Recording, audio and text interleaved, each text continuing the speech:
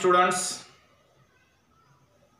Last lecture के अंदर हमने multiplication rule for independent events and dependent events वो देखा था, जिसके अंदर दो पार्ट बनाए थे, without replacement and with replacement. ठीक है, विदाउट रिप्लेसमेंट आपको दिया हुआ है तो डिपेंडेंट के बेस पे फॉर्मूला लिखेंगे, और विथ रिप्लेसमेंट दिया है तो इंडिपेंडेंट के बेस पे फॉर्मूला लिखेंगे। ठीक है, अब उसी टाइटल के अंदर कंडीशनल प्रोबेबिलिटी आज देख रहे हैं हम, टाइटल नंबर वही है, टाइटल अलग से नहीं है। ठीक है, कंडीशनल प्रोबेबिलिटी। तो ये कंडीशनल प्रोबेबिलिटी का यूज कब करना है? कंडीशनल प्रोबेबिलिटी गुजराती में कहवाय शर्ती संभावना।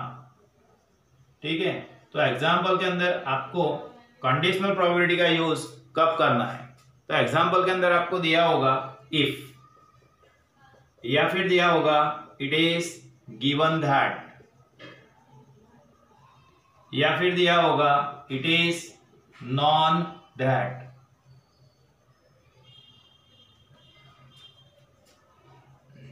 ठीक है, ये तीन वर्ड्स, कौन से तीन वर्ड? इफ दिया होगा, इट इज गिवन दैट दिया होगा, या फिर इट इज नॉन दैट दिया होगा। तो कंडीशनल प्रोबेबिलिटी का यूज आपको करना पड़ेगा। याद रखो, इफ के बाद में जो दिया है, या फिर इट इज नॉन दैट,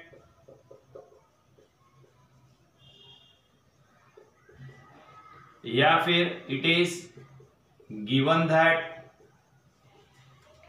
ये तीनों वर्ड्स के पीछे जो दिया हुआ है वो कंडीशन है। वो क्या है? कंडीशन। ठीक है, if, it is given that, it is non that, ये तीन वर्ड्स हैं, उसके बाद में जो दिया हुआ है वो आपका कंडीशन है। तो कंडीशन याद रखो, स्लेश के पीछे कंडीशन लिखना है, और जिस इवेंट का प्रोबेबिलिटी फाइंड करना है वो इवेंट आगे लिखेंगे। इवेंट स्लेश कंडीशन, कंडीशन हमेशा कहां जाएगा? स्लेश के पीछे जाएगा। इवेंट स्लेश कंडीशन, दो फॉर्मूले हैं, प्रोबेबिलिटी ऑफ बी स्लेश ए, मतलब यहाँ पे ए जो है वो कंडीशन है और बी जो है वो इवेंट है। तो बी स्लेश ए, उसका फॉर्मूला हम लिखेंगे probability of A intersection B divide by probability of A. यहां लिखना है probability of A not equal to 0, मतलब प्रोबेबिलिटी ऑफ ए का वैल्यू 0 नहीं हो सकता है। देन दूसरा है probability of A slash B. तो ए स्लेश बी का मतलब क्या हुआ? ये स्लेश के पीछे बी दिख रहा है, तो ये जो बी है वो कंडीशन है, और जो इवेंट है वो स्लेश के आगे लिखा होगा, इवेंट आगे लिखा है। So A slash B equal to probability of A intersection B divide by probability of B. Slash के पीछे जो है उससे डिवाइड करना है, स्लेश के पीछे जो है उससे डिवाइड करना है। यहाँ प्रोबेबिलिटी ऑफ ए का वैल्यू 0 नहीं होगा, और यहाँ पे प्रोबेबिलिटी ऑफ बी का वैल्यू 0 नहीं होगा। यहाँ दो फॉर्मूले आए, probability of B slash A and probability of A slash B. A slash B, B slash A, तो ये स्लेश के पीछे जो है वो कंडीशन है। कंडीशन अगर ए है तो आपको लिखना पड़ेगा बी स्लेश ए, और कंडीशन अगर बी है तो आपको लिखना पड़ेगा ए स्लेश बी। ठीक है, तो ये दो फॉर्मूले कब लेना है? इफ दिया होगा, इट इज गिवन दैट दिया होगा, इट इज नॉन दैट दिया होगा, तो इफ के बाद या इट इज नॉन दैट के बाद या इट इज गिवन दैट के बाद हमेशा क्या रहता है? कंडीशन। शरत होय, शरत हमेशा स्लेशनी पाछळ लखाय, कंडीशन हमेशा पीछे लिखेंगे, और जो इवेंट्स है वो हमेशा आगे लिखेंगे, और ये दो फॉर्मूले। ठीक है, तो वीडियो को पॉज करके इतना लिख दो पहले, फिर मैं आगे इसके सम्स पढ़ा रहा हूं।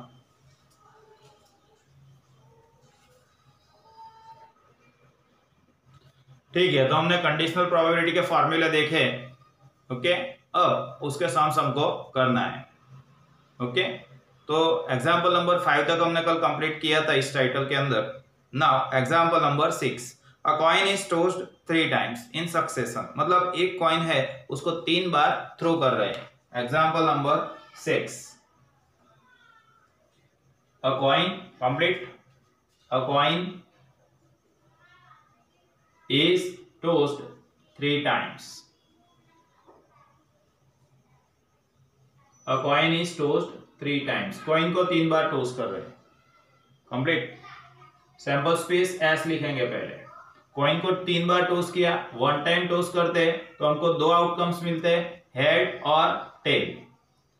तो यहाँ पे 2�3 लिखना पड़ेगा। 2�3 मतलब 8 हो गया, 2�3 मतलब 8 हुआ। 8 आउटकम्स मिलेंगे तो 8 के हाफ करने से 4 टाइम एच लिखना है, 4 टाइम टी लिखना है, 4 टाइम एच, 4 टाइम टी, और 4 के आधे करेंगे तो 2 मिलेगा। 2 time H, 2 time T, 2 time H, 2 time T, फिर 1 time H, 1 time T, 1 time H, 1 time T, 1 time H, 1 time T, 1 time H, 1 time T. तो इस तरह से मुझे number of total possible outcomes मिलेंगे 8। Number of total possible outcomes that is n equal to 8। अब क्या बोला है आपको, देखो। A coin is tossed 3 times in succession if A is the event that there are at least 2 heads.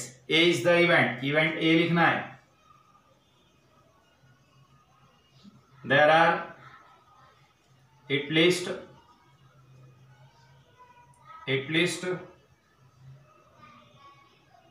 2 heads. At least 2 heads का मतलब क्या हुआ, कम से कम 2 हेड होने चाहिए। तो कम से कम 2 हेड मतलब 2 हेड होंगे या 2 से ज्यादा 3 हेड होंगे। तो 2 हेड वाले और 3 हेड वाले यहाँ पे हमको लिखना पड़ेंगे। 2 हेड वाले कौन से और 3 हेड वाले, एच एच एच 3 हेड आए, H H T 2 head, H T H 2 head, H T 1 head नहीं आएगा, T H H 2 heads, T H T 1 head 0 head, ये नहीं आएगा। तो 2 हेड और 3 हेड वाले 1 2 3 4 आउटकम्स है। तो number of favourable outcomes that is m equal to 4 लिखना है, m equal to 4। Now probability of a m by n that is 4 by 8। Event b, तो क्वेश्चन के अंदर देखो, पैम्पलेट के अंदर इवेंट b में क्या है, and B is the event that first throw is head, first throw head होना चाहिए, first throw is head, first throw is head का मतलब क्या रहेगा, तो जो पहली बार है वो हेड होना चाहिए, फर्स्ट टाइम हेड होना चाहिए। तो ये पहले 4 ब्रैकेट मिलेंगे, H H H, H H T, H T H, H T T. तो पहला थ्रो हेड है ये 1 2 3 एंड 4 आउटकम्स में। तो नंबर ऑफ फेवरेबल आउटकम्स लिखना है, number of favourable outcomes m equal to 4। So probability of b m by n that is 4 by 8। अब a intersection b find करना पड़ेगा। इंटरसेक्शन मतलब a और b दोनों के अंदर जो कॉमन है वो लिखेंगे। तो दोनों के अंदर कॉमन कौन से है देख लो, ए ये B, H H H common है, फिर एच एच टी कॉमन है, फिर एच टी एच, तो एच टी एच कॉमन है, फिर टी एच एच, तो यहाँ पे नहीं है टी एच एच, इसका मतलब 1 2 एंड 3 3 आउटकम्स ऐसे जो कॉमन है। तो number of favourable outcomes, number of favourable outcomes m equal to 3 लिखना है।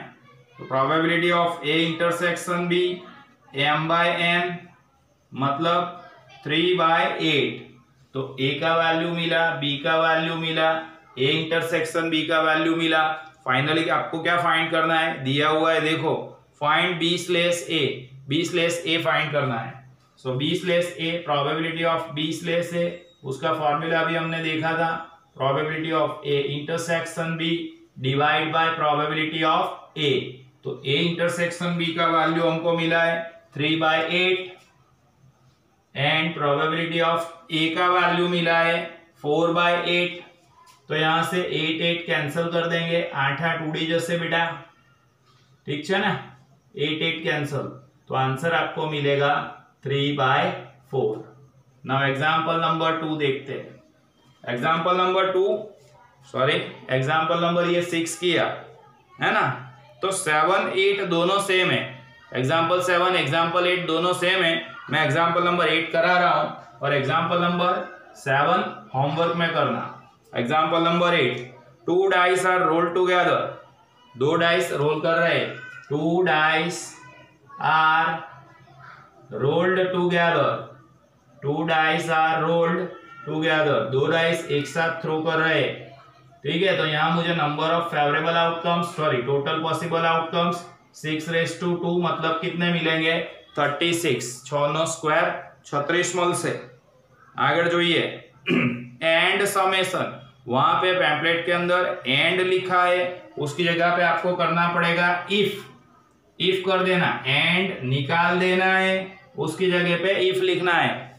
If summation of the numbers appearing on them is 8, तो इवेंट ए लिखेंगे, event A summation is 8, summation is 8, summation 8 होना चाहिए, तो समेशन 8 किस में होगा, 2 6 में 8 होगा, 3 5 में 8 होगा, 4 4 के अंदर 8 होगा, 5 3 में 8 होगा, 6 2 में 8 होगा।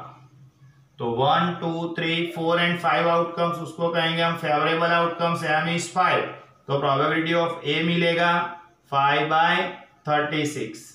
अब इवेंट बी लिखेंगे, इवेंट बी क्या बोला है, देखो अंदर पैम्पलेट के अंदर क्वेश्चन के अंदर एंड की जगह पे हमने इफ किया, summation of the numbers appearing on them is 8, तो वो इवेंट ए लिखा। अब आगे what is the probability that both the dice show N odd number, तो यहां इवेंट बी में लिखना है both the dice show N odd number, दोनों डाइस के ऊपर ऑड नंबर होगा वो लिखना है।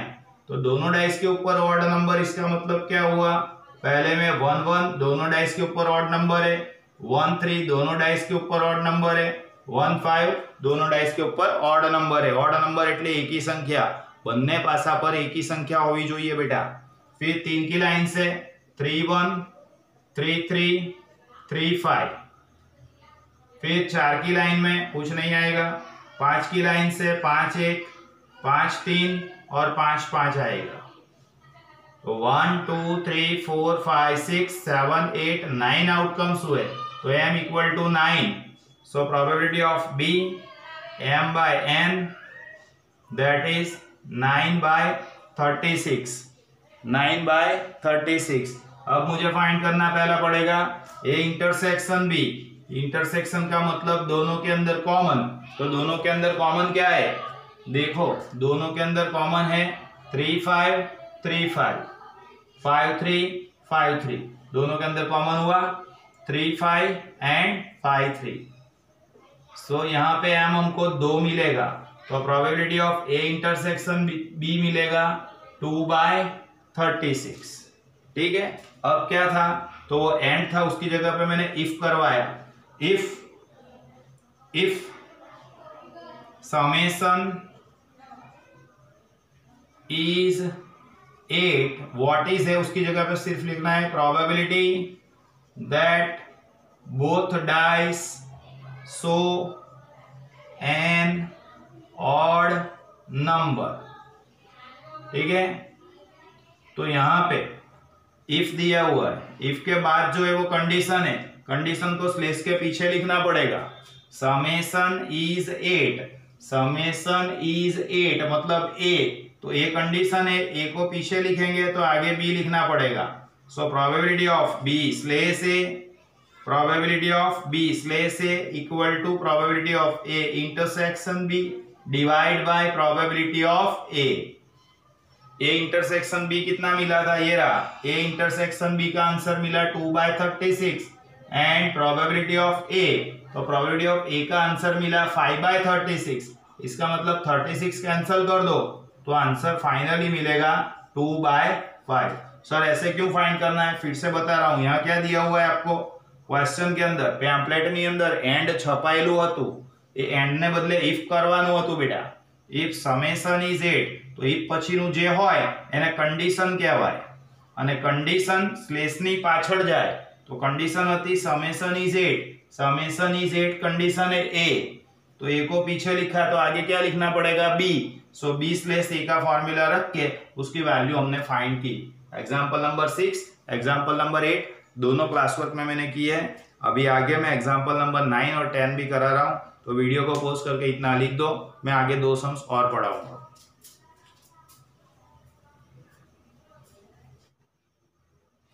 Now example number 9. In an examination, 30% of the students have failed in maths. 30% students maths के अंदर फेल हुए. Example 9. Probability that student have failed in maths. Students maths के अंदर फेल होगा उसकी probability, that is probability of A is given 30%, तो 30/100 लिखेंगे. Probability that he have failed in क्या दिया है केमिस्ट्री. केमिस्ट्री के अंदर फेल होगा उसकी प्रोबेबिलिटी, मतलब probability of B is given कितनी दी हुई है आपको 20%. 20% मतलब 20/100 and 10% of the students have failed in both. 10% students ऐसे है जो दोनों में फेल हुए, तो यहां लिखेंगे हम probability that he have failed in both. दोनों सब्जेक्ट के अंदर फेल होगा उसका मतलब मैथ्स में भी फेल है और केमिस्ट्री में भी फेल है, मतलब ए इंटरसेक्शन बी लिखना है. तो ए इंटरसेक्शन बी इज 10%, सो 10/100. अब आगे नंबर 1 क्या है देखो. He has failed in, what is the probability that he has failed in maths. If आया, इफ अंडरलाइन करना पड़ेगा. इफ के बाद जो है वो कंडीशन है और कंडीशन स्लेश के पीछे आएगी. तो क्या फाइंड करना था, probability that he has failed in maths if it is known that if આવે it is known that આવે તો પણ આ જ મેથડ નો યુઝ કરવાનો છે. he has failed in chemistry. चलो जुओ बेटा, इफ आपेलू छे, इफ दिया हुआ है आपको, इसलिए कंडीशनल प्रोबेबिलिटी का यूज होगा. इफ के बाद जो है वो कंडीशन है, कंडीशन हम स्लेश के पीछे लिखेंगे. ठीक है, कंडीशन कहाँ लिखेंगे, स्लेश के पीछे.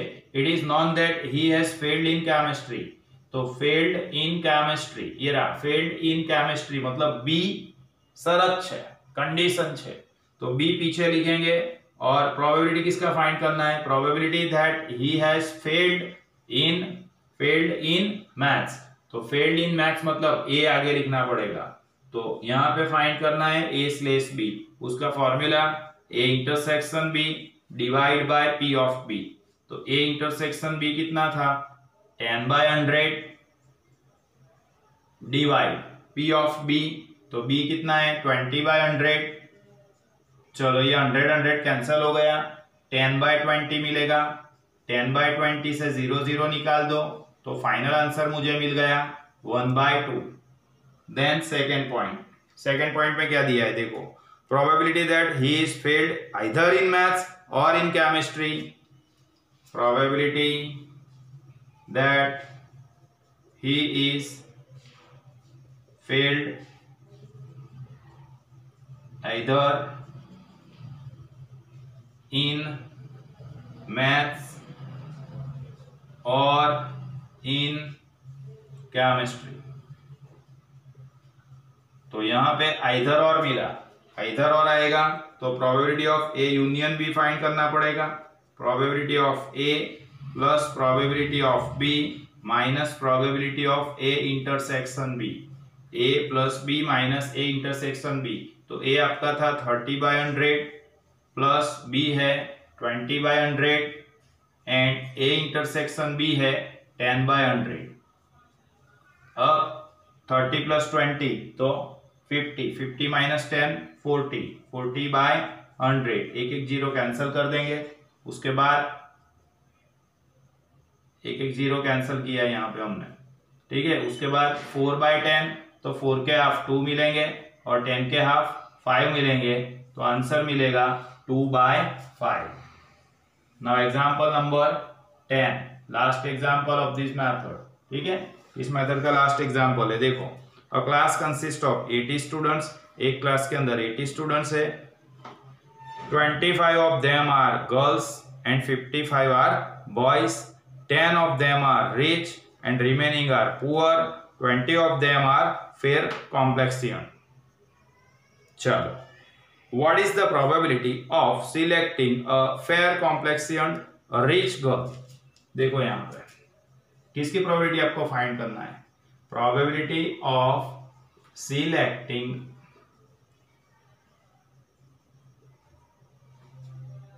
फेयर कॉम्प्लेक्सियन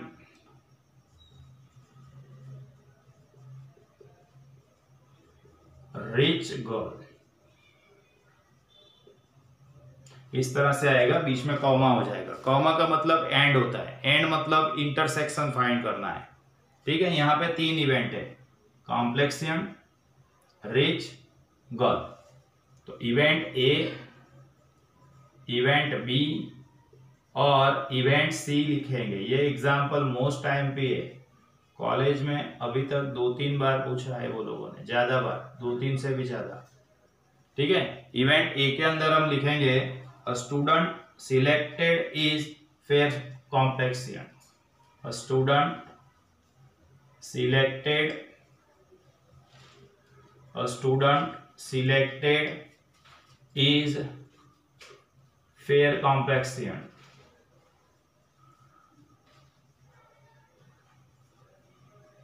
फिर इवेंट बी के अंदर क्या लिखेंगे, इवेंट बी, उसके अंदर हम लिखेंगे student selected is rich. A student selected is rich. फिर third event C, a student selected is girl, ठीक है। तो यहाँ पे probability of A, probability of B और प्रोबेबिलिटी ऑफ सी आपको मिलेगा। डिटेल दी हुई है, देखो पहले सेंटेंस में, a class consist of 80 students, एक क्लास के अंदर 80 स्टूडेंट्स है। 25 of them are rich, 25 of them are girls, girls 25 है।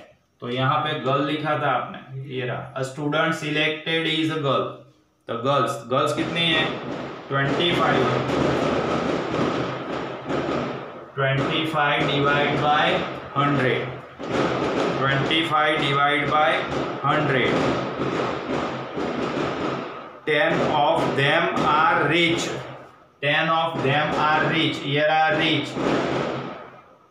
A student selected is rich, मतलब इवेंट बी। तो रिच स्टूडेंट्स कितने थे, रिच स्टूडेंट्स कितने हैं देखो, 10 of them are rich, 10 तो 10/80, 10 of them are rich तो 10/80। फिर आगे, and remaining are poor, 20 of them are fair complexion, तो fair complexion ये रहा, fair complexion। A student selected is fair complexion, तो fair complexion कितने हैं 20, तो यहाँ पे लिखना है 20/100। अब यहाँ पे कॉमा का मतलब एंड होता है, कॉमा मतलब एंड, एंड मतलब हमको फाइंड करना है A intersection B intersection C. So probability of A into probability of B into probability of C. Probability of A कितना है, ये रहा 20/100 इंटू प्रोबेबिलिटी ऑफ बी कितना है 10/80, सॉरी 100 कहां से लिख दिया मैंने, टोटल स्टूडेंट्स तो 80 है ना, टोटल स्टूडेंट्स 80 है तो सभी के अंदर नीचे 80 लिखना पड़ेगा, माय मिस्टेक। 20/80 इंटू बी के अंदर है 10/80 और सी का वैल्यू है 25/80, एक एक जीरो कैंसिल हो गया, 20 इंटू 1 20, 20 इंटू 4 80, 20 का 20, 20 चौक 80 है ना, 5 से डिवाइड करो, 5 5 जा 25, 16 5 जा 80, 16 पंचा 80, पचू पचू 25, तो હવે ઉપર શું રહ્યું બેટા 5 અને નીચે 4 ગુણ્યા 16 ગુણ્યા 8, 4 इंटू 16 इंटू 8 करेंगे तो 5 डिवाइड बाय 512 मिलेगा, 5 divide by 512। Probability of selecting fair complexion rich girl, तो फेयर कॉम्प्लेक्सियन 20 थे, 80 में से तो 20/80, फिर रिच, तो रिच पीपल कितने थे 10, रिच पीपल 10 थे, 10/80, एंड गर्ल्स, तो गर्ल्स 25 थी तो 25/80, ठीक है। ए बी सी 3 इवेंट्स मिले, कॉमा लिखा हुआ है उसका मतलब एंड हो गया, एंड मतलब A intersection B intersection C find करना है, तो P of A into P of B into P of C लिखा, फाइनल आंसर मुझे मिलेगा 5/512। थोड़े पटाखे चल रहे हैं, ठीक है, वो इलेक्शन है ना, उसके कैंडिडेट आए हुए हैं, उनका स्वागत चल रहा है लगता है, ठीक है, तो आप इतना लिख देना, ठीक है, एग्जाम्पल नंबर 10 तक। तो आज के लिए इतना ही, एग्जाम्पल नंबर कहाँ तक हो गया हमारा 10 तक, और इसके अंदर से मैंने एक सम आपको होमवर्क में दिया, एग्जाम्पल नंबर 7, टाइप कौन सा है ये 5, टाइप 5 से एग्जाम्पल नंबर कौन सा होमवर्क में करना है, बाकी सब तो मैंने क्लास वर्क में यहाँ पे कर दिए, एग्जाम्पल नंबर 7 ये आपको होमवर्क में करना है, ठीक है। तो नेक्स्ट लेक्चर में मिलते हैं बेटा, bye everyone. Application of mathematical formula next lecture में देखेंगे, बाय एवरीवन। सुनो पटाखे।